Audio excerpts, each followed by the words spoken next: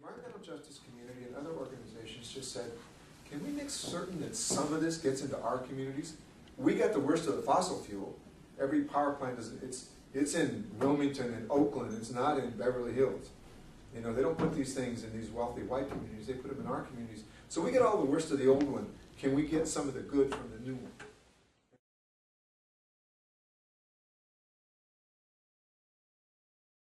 And we just would like to see that all aspects of that, whether it's research and development, education, business, you know, small and medium-sized businesses, the full range of jobs, not just solar panel installation, but environmental designers and architects, that those get into these poor communities, poor rural communities, poor inner city communities, native reservations, that those benefits go there.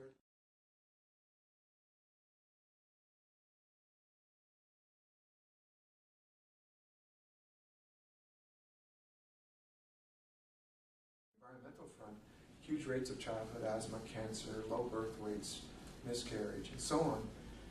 And it's getting worse. Because it's not like the fossil fuel industry is standing still. Oh, global warming, we get it, we're going to stop building power plants. No, on every front, coal, oil, they're moving to expand, build new infrastructure. And once they build it, it's in place for 50 years.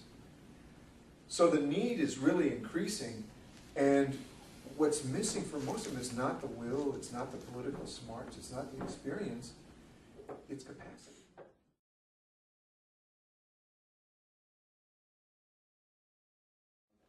There was a great African freedom fighter named Samora Machel, who had it, in a paraphrase what he said. He said, internationalism is not charity, it's strategy. And I would say that funding social justice and environmental justice organizations is not charity, it's strategy.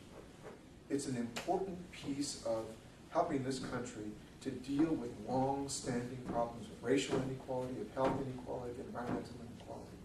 And this green economy gives us a chance to kind of do it on a number of dimensions. It really does. If we get it right, it can really result in some real breakthroughs for poor communities in Minneapolis and St. Paul and rural communities. You know, where you can really you can build. I think it is important, you know, for the foundation community to just know about us, to know the work that we do, that it has a very, I think its strength is the focus and rootedness in the community, but the impact, I think, and the potential impact is much larger. Because I know sometimes funders say, well, where do we get the most bang for our buck? And that's why I say, if you really looked at strictly, you might not have, funders might not have funded the Montgomery bus boycott, but look what its impact ultimately was. And I think that's true for a lot of the fights and the campaigns that are going on in the environmental justice community.